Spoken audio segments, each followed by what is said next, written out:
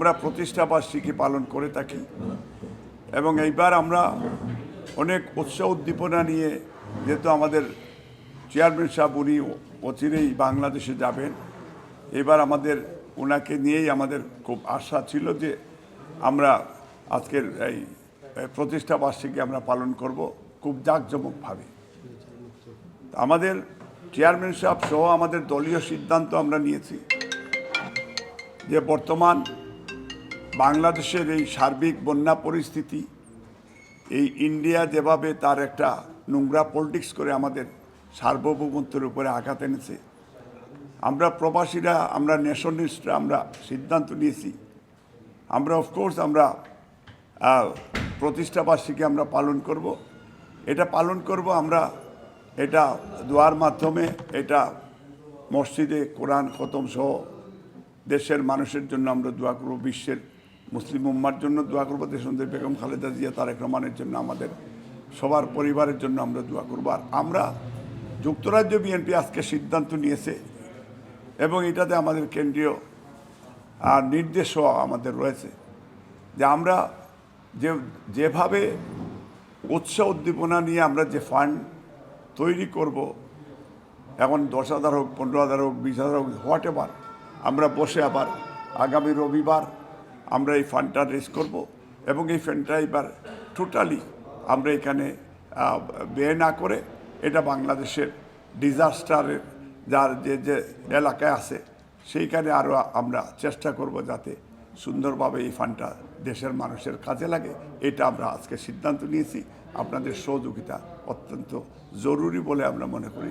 আমরা আপনাদের সহযোগিতা কামনা করছি ইনশাল্লাহ। এবং আগামী প্রতিষ্ঠাবার্ষিকীতেও আমাদের যে কর্মসূচি থাকবে এটা আমরা খুব লো প্রোফাইলে করব এবং রিলিজিয়াসলি আমরা করব এবং আমরা মিলাদ মহফিল, কোরআন খতম ইত্যাদির মাধ্যমে আমরা ডেটা আমরা উদযাপন করব। আপনাদের সহযোগিতা কামনা করছি। ধন্যবাদ।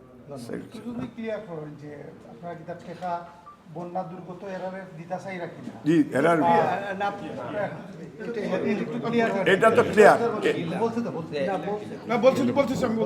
এটা বন্যা দুর্গত এলাকায় এ পয়সাটা যাবে, খরচ হবে, আমরা এখানে করবো না। মানে আনুষ্ঠানিকতা কোনো থাকবে না এবারে, সব টাকা 100%।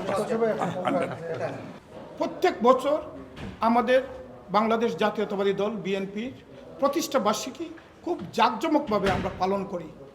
এবার আমাদের মধ্যে আরেকটু বেশি জাঁকজমক, কারণ দীর্ঘদিন পরে বাংলাদেশে এই অবৈধ জালিম সরকারের পতন হয়েছে।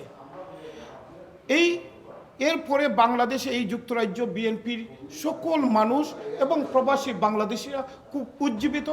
আমাদের এই প্রতিষ্ঠাবার্ষিকী সামনে রেখে আমরা প্রস্তুতি নিচ্ছিলাম। ইতিমধ্যে আমরা বিভিন্ন শহরে এই প্রতিষ্ঠাবার্ষিকীর জন্য প্রস্তুতি নিচ্ছিলাম জাঁকজমক করে, এবং আগামী রাষ্ট্রনায়ক বাংলাদেশ জাতীয়তাবাদী দলের ভারপ্রাপ্ত চেয়ারম্যান মহোদয়কে প্রধান অতিথি করে আজকে আমাদের প্রতিষ্ঠাবার্ষিকীটা করব। কিন্তু এই সময়ে হঠাৎ করে এই ভারত একবারে না বলে না জানিয়ে তাদের বাঁধ খুলে দিয়েছে। বাংলাদেশ লক্ষ লক্ষ মানুষ বাংলাদেশ আজকে পানিবন্দী। হঠাৎ করে ঘুম থেকে উঠে দেখে তারা বের হইতে পারে না। এর ইতিমধ্যে অনেক মানুষ মারা গিয়েছেন, আল্লাহ রাব্বুল আলামিন তাদেরকে বেশ নসিব করবেন। আমরা এই সব মিলিয়ে বিএনপির ভারপ্রাপ্ত চেয়ারম্যান দেশনায়ক তারেক রহমান কিছুক্ষণ আগে একটি ভিডিও বার্তা দিয়েছেন বাংলাদেশের সার্বিক এই বন্যা পরিস্থিতি নিয়ে এবং বাংলাদেশ জাতীয়তাবাদী দলের সকল নেতৃবৃন্দের উদ্দেশ্যে এবং সাধারণ বাংলাদেশের মানুষকে, যে যেখানে আছেন, যে অবস্থায় আছেন, বন্যার তো যে জায়গায় যে কয়টি জেলাতে বন্যায় কবলিত, তাদেরকে হেল্প করতে হবে, তাদেরকে সাপোর্ট করার জন্য, সব কিছুর উদ্যোগে গিয়ে তাদেরকে সাপোর্ট করার জন্য এবং প্রতিষ্ঠাবার্ষিকী এবং বিএনপির প্রত্যেকটি কর্মসূচিকে স্থগিত ঘোষণা করে উনি বলেছেন এই মুহূর্তে একজন মানুষ হিসাবে তাদেরকে হেল্প করতে হবে এবং গভর্নমেন্টকে হেল্প করতে হবে, প্রশাসনকে হেল্প করতে হবে এবং বন্যার্থ যারা কবলিত তাদেরকে সাপোর্ট করার জন্য, ব্যক্তিগতভাবে দলীয়ভাবে সবকে সাপোর্ট করার জন্য। তারই ধারাবাহিকতায় আজকে আমরা যুক্তরাজ্য বিএনপি এবং অঙ্গ সংগঠনের প্রস্তুতি মিটিং ছিল। এই প্রস্তুতি মিটিং থেকে আমরা একমত পোষণ হয়েছি। চেয়ারম্যান মহোদয় যে সিদ্ধান্ত দিয়েছেন, যেভাবে আহ্বান জানিয়েছেন, এই আহ্বানে সাড়া দিয়ে আমরা যুক্তরাজ্য বিএনপি যেভাবে জাঁকজমকপূর্ণভাবে যে প্রতিষ্ঠাবার্ষিকী পালন করার কথা ছিল, এইটা পালন না করে আমাদের প্রত্যেক যতগুলো ফান্ড রেজিবের সব ফান্ডের সব টাকা আমরা বাংলাদেশে বন্যার্থের জন্য আমরা পাঠিয়ে দিব।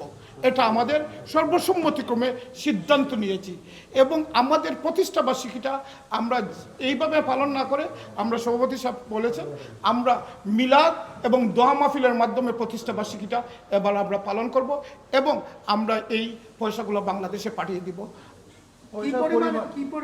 কি পরিমাণ অর্থ আপনাদের রেইজ হতে পারে আনুমানিক, এবং কি পরিমাণ অর্থ আপনারা পাঠাবেন? আশা করি এক্স্যাক্টলি নাম্বারটা বলতে পারতেছি না। আমরা যদি প্রত্যেক বছর যেটা বাংলাদেশি টাকায় 15-20 লাখ টাকা খরচ হয় আমাদের প্রতিষ্ঠাবার্ষিকী, এ পর্যন্ত যেহেতু আমরা আজকে প্রস্তুতি নিয়েছি, আপনারা জানবেন আমরা